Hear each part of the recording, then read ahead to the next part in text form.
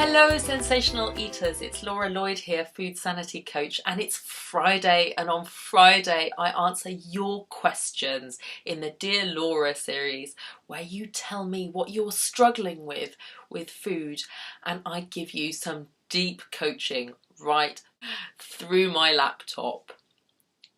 Today we've got a great question about binge eating, and it comes from Esme. Let's hear it.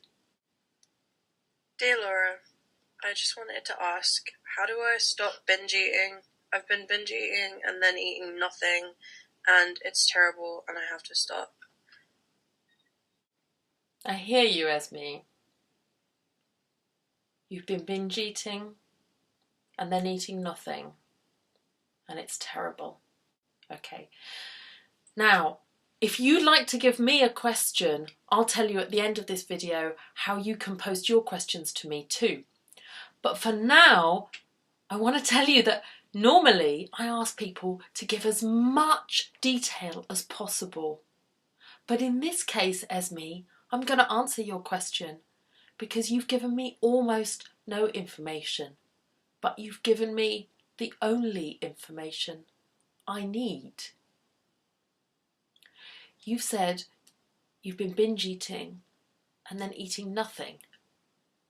And what you need to know is that binge eating and restricting, holding yourself back, reining yourself in, trying to put the brakes on, trying not to eat, go hand in hand. And it might be that you don't diet, but that doesn't mean you don't have a dieting mentality, a restriction mentality. And when you're in this space, what you feel is, I'm binge eating, I've got to stop the binge eating. And what you're not feeling is that you've got to stop the not eating. But that is what you need to do. You think that when you're not eating, you're being good. And when you're binge eating, you're being bad. And you're not. Because when you're not eating, you're setting yourself up for binge eating. Now, when I was binge eating, it happened that I stumbled out of binge eating by a miracle, really, because I changed my goals from trying to lose weight to trying to eat normally. So I stopped restricting, sort of by accident. I didn't deliberately do it because I didn't realise then that there was this thing called the Binge-Restrict Cycle, which I'll explain to you in a minute. What happened to me was that I just got so fucking desperate with spending every afternoon in bed sleeping off a food coma from having overeaten like a boss at lunchtime when nobody was in the house, that I had to do something. And even the idea of eating normally seemed far-fetched and like I didn't know if I would ever get there. But that's kind of cool because it meant that that was a real, genuine, fervent desire for me. And you have said, Esme, that it has got to stop. Now, are you ready to do what it takes to stop it, even if that means relinquishing the desire to lose weight? Even if that means relinquishing the desire to get thinner. And that doesn't mean you have to give up on it forever. It means you have to step back from that as a desire right now. Step away from the diet. Step away from the not eating. Step away from the restriction. And give yourself some space where you're allowed to eat normally. Let me explain a bit more.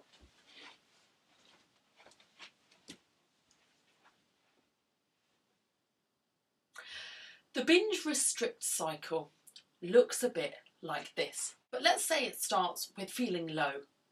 Okay, you feel low, you feel low self-worth, and that could be about something completely unrelated, and it's worth knowing where that starts.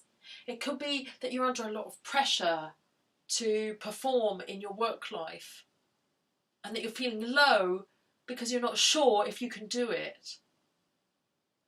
Or it could be that you're feeling low because your relationships aren't working, or you're feeling low because X, Y, or Z, and you've interpreted that as I am a bit worthless at the moment. Okay, so it starts in that space. Let's say it starts there, because this is a cycle, so we find ourselves back there before you know it. But let's go on the journey. Let's go on the merry-go-round.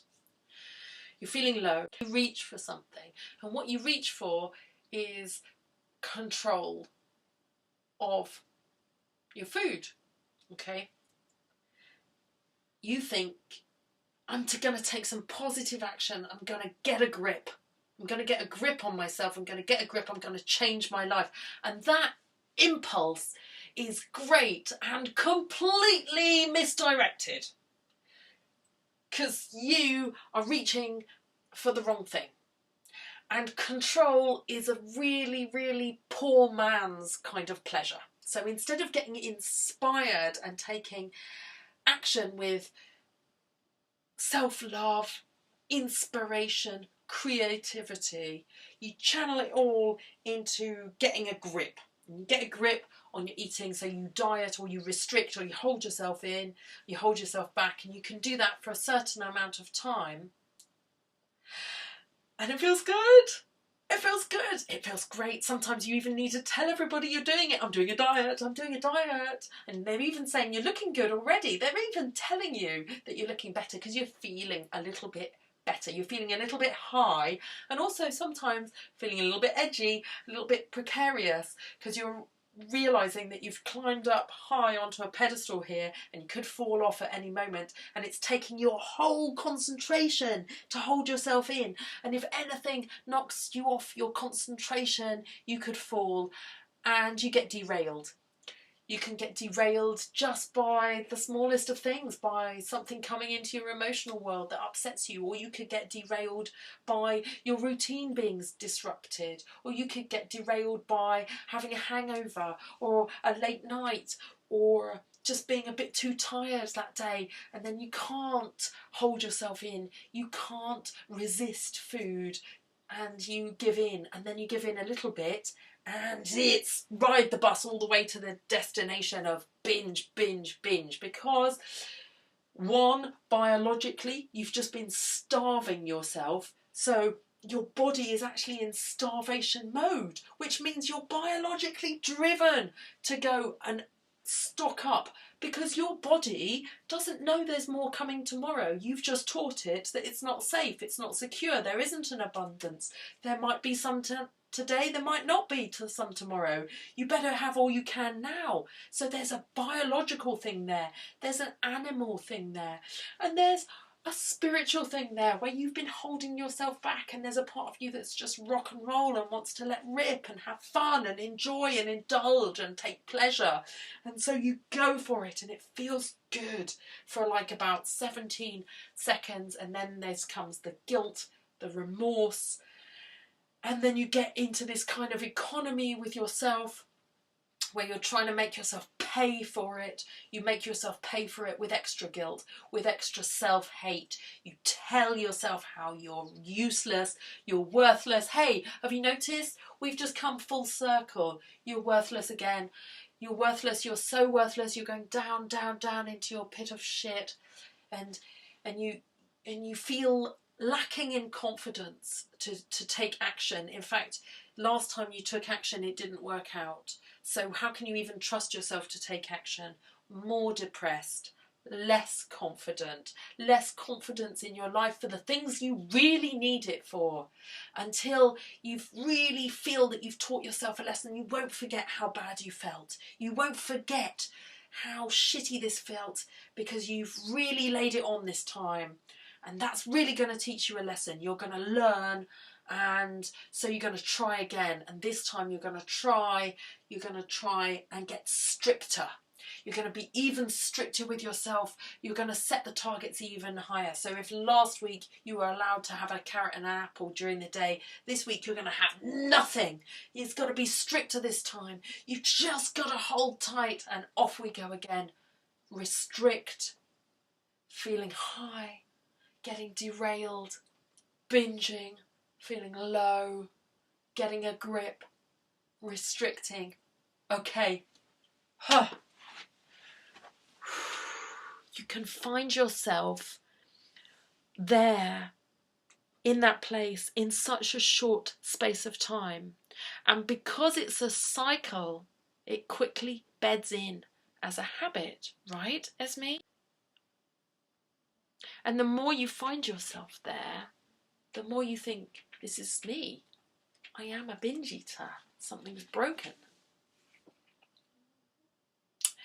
How are you going to step off the merry-go-round? You can step off it anywhere.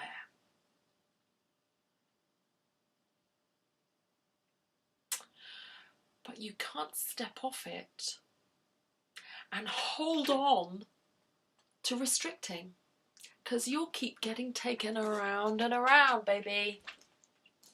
You can't hold on to restricting. You have to ditch dieting and ditch the diet mentality for a bit. And if you're prone to binge eating, maybe dieting isn't the way that you are meant to lose weight, because you, just like thousands of other people, can't handle this dieting thing. And the good news is, dieting is not the only way to lose weight. You can find your body's best weight in other ways too. And that's kind of what I teach in my coaching programs. If you set your mind on becoming your best weight and eating normally, you've stepped off that merry-go-round, because you are not trying to restrict anymore. You're allowing yourself to have food all the way through the process. And unless we give ourselves permission to have food, we're gonna starve. And when we starve, we're gonna binge. That's the way we're made. We're made to survive.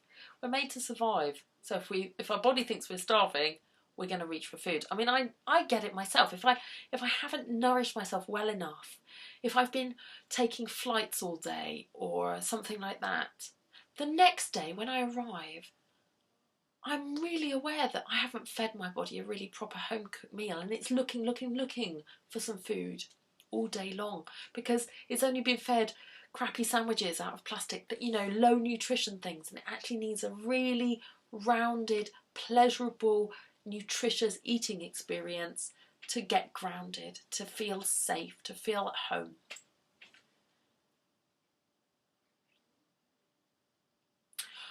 What's motivating your fear of not restricting?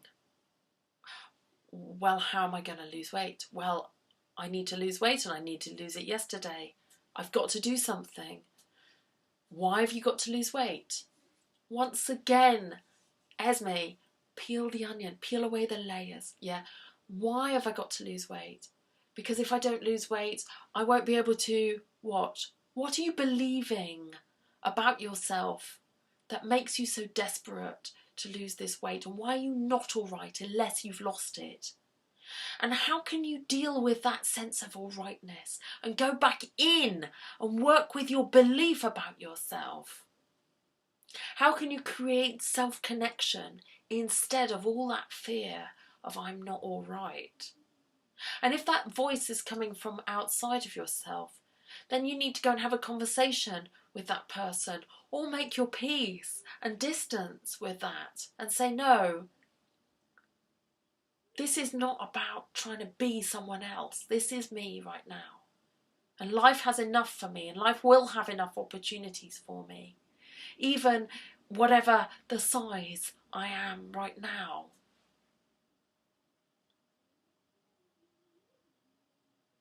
Esme, I'm sure you have so many goodies in you right now that don't need changing. And you must take action to change the binge eating more than anything. Believe me, Esme, I wasted my whole teens on this shit. I could have been using my talents to grow as a person and have fantastic friendships and have fucking fun.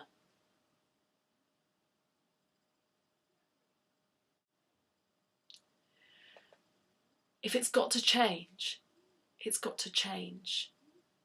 And you can change it like that by stepping off the merry-go-round. If you feel Esme's situation resonates with you, jump into the comments section. There's nothing more lonely than feeling like you're the only person in the world who can't handle this eating thing. And give her some love, and give her some solidarity, and give her some community, and give her some encouragement. And I'd love to hear your opinion of what I'm presenting to you here today in the comments section. And if you want to see more videos like this, don't forget to like the video and subscribe to my channel. And if you'd like to see a question answered that is dear to your heart, you go onto my website, onto the contact page, that's lauraloyd.co/contact-2, and there's a green button. You press it, you can speak to it for 3 minutes free of charge and tell it what you're feeling about food. Ask me a question, phrase it, "Dear Laura," and I will answer it in one of these videos. And that way I know that I'm making videos that are really, really relevant to you. And I hope you found this useful. I hope you found this interesting. And if you do, share it, please. These videos are for everybody, and nobody needs to feel stuck and in shame with these eating challenges. I've been there. Lots of you watching have been there, and this is a very common situation to end up in. So big love to you for watching, and to you, Esme.